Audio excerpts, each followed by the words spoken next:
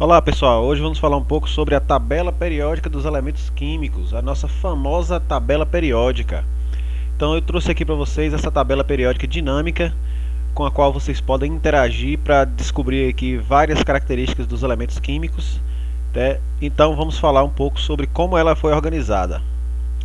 Então, essa tabela periódica ela foi organizada inicialmente pelo russo Dmitry Mendeleev, e ela era organizada em ordem crescente na horizontal por, em relação ao número de massa. Então você tinha aqui uma organização da esquerda para a direita na horizontal dos elementos químicos de menor massa atômica para os de maior massa atômica. Entretanto, com os experimentos de Moseley, ele conseguiu detectar com bastante precisão o número de prótons dos elementos químicos e assim criou-se o número atômico, e então a tabela periódica ela foi reorganizada em ordem crescente de número atômico na horizontal da esquerda para a direita, que é o modelo que nós temos hoje. Então, embora a tabela periódica moderna seja acreditada a Dmitry Mendeleev, na verdade a contribuição de Moseley foi bastante significativa para o que nós temos hoje. Então, como é que essa tabela é organizada? Ela é organizada em 7 linhas, né, horizontais, que são chamados de períodos. Então temos aqui o primeiro período, o segundo período, o terceiro até o sétimo. E na vertical nós temos essas colunas aqui, que são as chamadas de famílias ou grupos. E modernamente nós temos aí os grupos de 1 até o grupo 18, ok? Dentro dessa tabela periódica, além da organização em relação ao número atômico, temos também uma organização em relação a propriedades periódicas.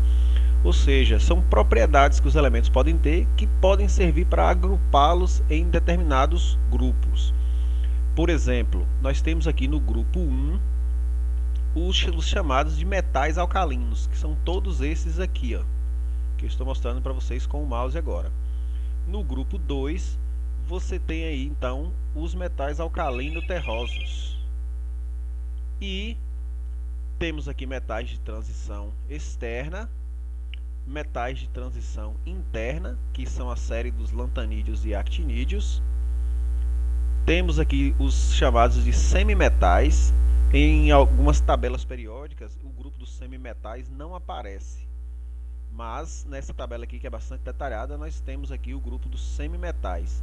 Temos aqui o grupo dos ametais ou não metais. Dentro desse grupo podemos ainda destacar os não metais halogênios, que é o grupo 17. E por último, aqui no grupo 18, nós temos os gases nobres. É importante frisar que esses grupos eles não foram organizados aleatoriamente, existem critérios para isso, né? Entre eles, por exemplo, todos os grupos todos os elementos que estão nesses grupos aqui, eles são metálicos, ou seja, eles têm características de metal, como o brilho, são capazes de conduzir calor e eletricidade e assim por diante. O grupo dos gases nobres, por exemplo, todos os elementos aqui têm 8 elétrons na última camada, com exceção do hélio, porque o hélio só tem a primeira camada. Essa tabela aqui ela é bastante interessante porque você consegue ter acesso a uma quantidade enorme de informações de forma bastante organizada. Por exemplo, se você quiser saber um pouco mais sobre um determinado elemento químico, você pode clicar nesse elemento, como eu vou clicar aqui no lítio, por exemplo. Então abre aqui uma página da Wikipedia e então você tem acesso à página da Wikipedia em relação ao lítio, onde você pode ter informações como, por exemplo, a história da descoberta desse elemento, suas características químicas e aplicações na prática. Então, é uma tabela que tem aí uma quantidade bastante relevante de informações. Vou fechar aqui.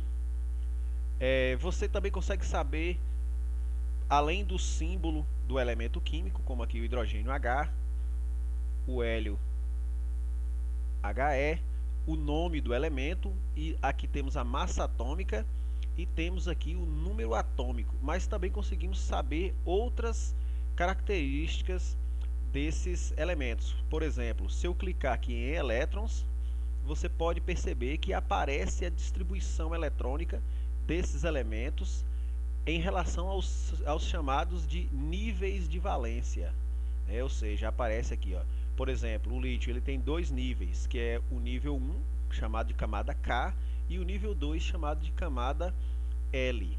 Uma coisa interessante para vocês perceberem aqui é que todos os elementos que estão no grupo 1, por exemplo, eles têm um elétron na última camada, todos eles, ó, desde o hidrogênio até o frâncio, certo? Eles são chamados de elementos representativos e inclui aí o grupo 1, o grupo 2 e do grupo 13 até o grupo 18. Observe que no grupo 13, por exemplo, todos têm 3 elétrons na última camada. No 14, 4, 15, 5 e assim por diante até o 18, que todos têm 8 elétrons na última camada, com exceção do hélio, pela razão que eu já citei. Temos também aqui na aba Propriedades, você pode então verificar aqui algumas propriedades dos elementos químicos e você pode ver essas propriedades em relação a quaisquer dos elementos. Temos aqui, por exemplo, qual a série que eles pertencem. No caso, como eu estou aqui em destaque, o magnésio, ele pertence à série dos alcalinos. Qual é o estado dele? É 273 Kelvin, que é 0 graus Celsius. Nós temos que ele é sólido.